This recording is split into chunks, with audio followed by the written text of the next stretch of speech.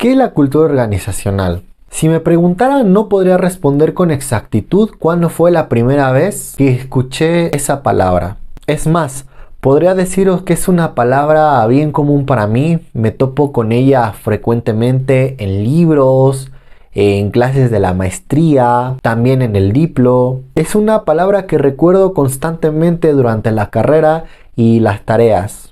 Si me fuera más atrás en bachillerato en materias como filosofía, estructura socioeconómica e historia.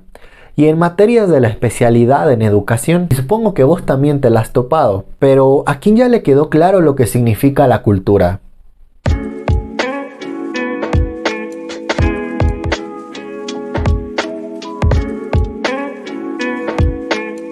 Según la RAE, la cultura es el conjunto de conocimientos que permite a alguien desarrollar su juicio crítico.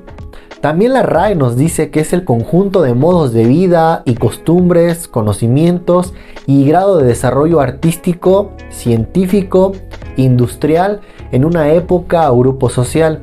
La cultura es el cuerpo de conocimientos y valores que se han heredado a través de generaciones. Una manera aún más fácil de entenderlo es que la cultura es el resumen de los aprendizajes colectivos que tienen los grupos o pequeñas comunidades, distritos, países o hasta un conjunto de naciones. El desarrollo de la cultura ha sido posible por el hecho de que los grupos poseen un lenguaje. El lenguaje ha permitido al ser humano acumular soluciones a los problemas de la vida cotidiana y la transmisión de dicha solución de generación en generación, en historias, cuentos, fábulas, libros, manuales e instructivos.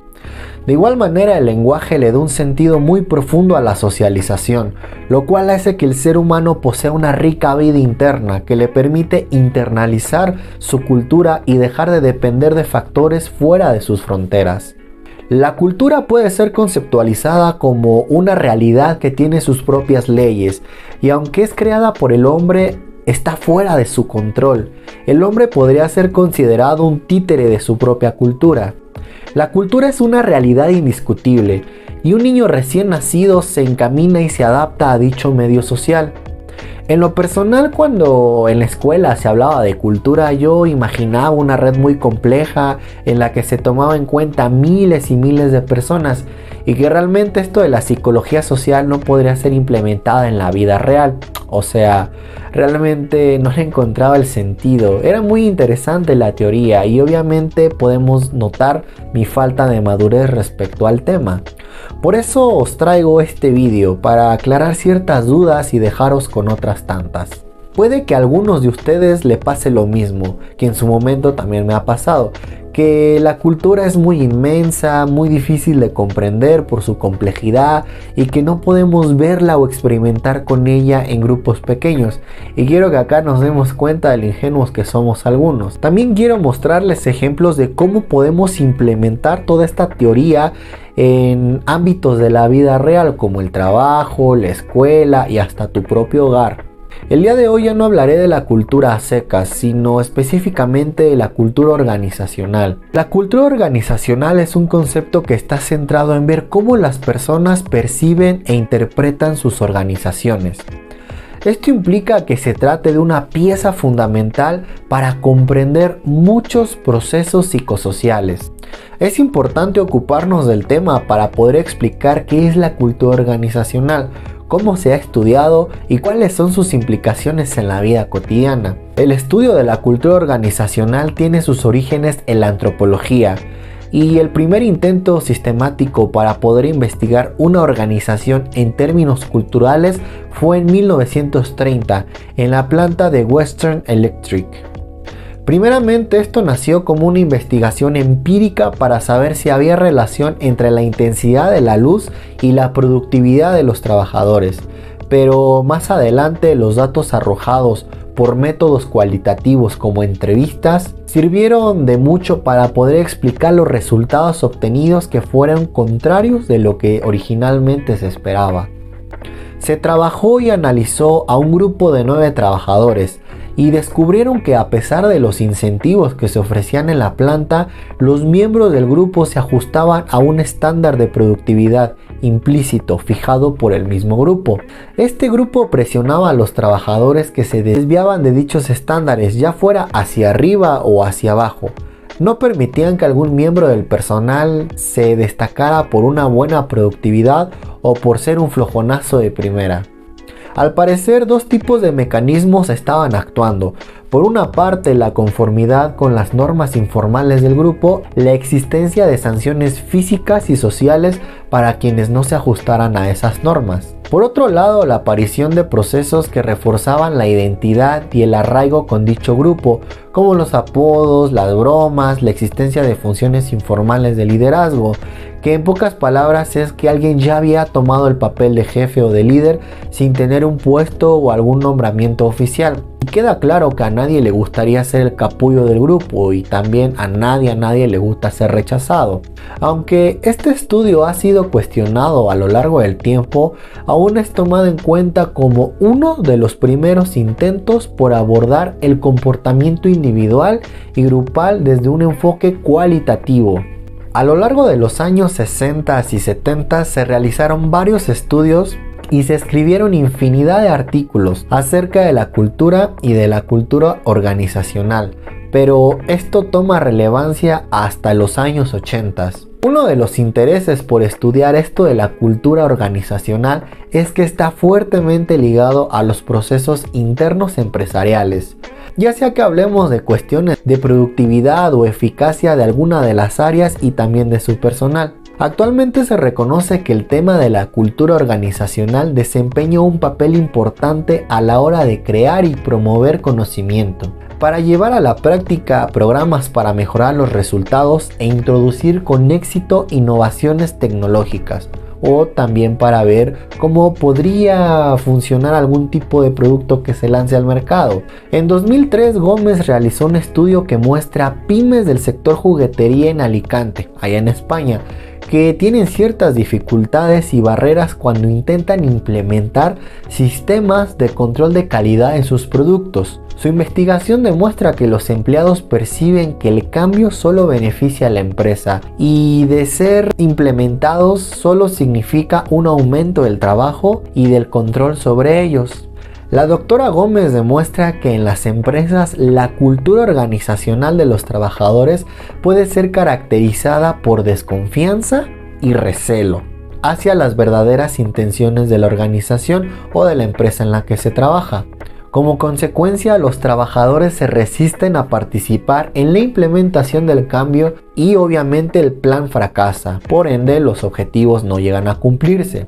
¿Y cuántas veces no nos hemos topado con compañeros de trabajo que son bien conflictivos y generan resistencias, también generan roces en el ámbito laboral, a pesar de las buenas condiciones del trabajo? Supongo que en muchas ocasiones estás topado con ese tipo de gente, pero desde ahora te pediré que las analices o que analices a ese grupo de personas con mucho detenimiento y no caigas en sus tretas.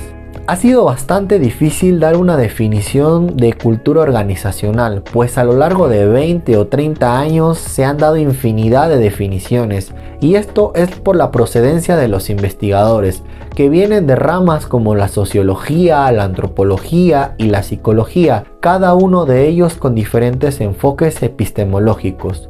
Obviamente con sus respectivos métodos de investigación. Obviamente cada enfoque resalta lo que le parece más importante. La mayoría de las disciplinas que estudian la cultura concuerdan en que la cultura se compone de capas o niveles y que la cultura es un fenómeno socialmente construido. Ahora, para entender cómo analizar la cultura organizacional debemos de saber cuáles son sus componentes. Y es que una cultura en general tiene varias capas situadas en diferentes niveles de accesibilidad, de tal modo que en las superficies se encontrarán aquellos niveles más accesibles y en la profundidad los aspectos más subjetivos y de más difícil acceso. El primer aspecto a revisar para entender una cultura organizacional son los artefactos observables, y podemos notarlos en el ambiente, como el mobiliario, cómo está decorado, el lenguaje que utilizan las personas que se encuentran en el lugar, los productos que se realizan o se manufacturan si es una fábrica o algún taller, la tecnología que se ocupa, creaciones artísticas si es que en ese lugar se dedican a ello, o etiquetas de vestimenta. También tomaremos en cuenta las manifestaciones emocionales, los ritos y las rutinas del día a día. El segundo punto a considerar son los valores defendidos, y estos son los conceptos y el grupo de creencias que se manejan en el ambiente. Son las conductas deseables y el modo a seguir adoptados por la dirección o por algún líder. Son aquellas que se muestran y se manifiestan para que se conviertan en acciones concretas, para que la población, los trabajadores o los alumnos las imiten. Y cuando estas creencias entran en discrepancia con las creencias del grupo, aparecen conductas en forma de cinismo, aburrimiento, enfado o hasta indiferencia. Un estudio realizado en una aerolínea británica que hacía algunos eslogan para animar a sus empleados son el claro ejemplo de esto último, pues al estar insatisfechos con las prestaciones y sueldos de la empresa, estos hacían comentarios en forma de burla sobre los eslogans. El eslogan según la empresa: todos cuentan. El eslogan según los empleados: todos cuentan hasta el día que se van. El eslogan según la empresa: menos es más, simplifica. El eslogan según los empleados: en nuestras pagas menos es más, simplifica. El eslogan según la empresa: asume el riesgo inteligente. El eslogan según los empleados: asume el riesgo inteligentemente y vete. Y el último aspecto a revisar son los supuestos subyacentes, que son esos elementos que no se pueden observar, pero residen en el corazón de la cultura de una manera muy inconsciente. Muchos de estos supuestos empiezan siendo valores y acaban dándose por sentados para pasar a ser máximas, y quienes actúen fuera de esas normas no son aceptados. Son puntos que no se someten a debate y que no están marcados en papel ni de manera oficial. Y bueno, parece ser que esos son los aspectos más relevantes de estudiar en cuanto a la cultura organizacional. Espero que os haya gustado el video de hoy. No olvides dar like, comentar y compartir en tus redes sociales. Suscríbete y activa la campanita. Créeme que eso me ayudará un montón. Nos vemos para la próxima. Adeu.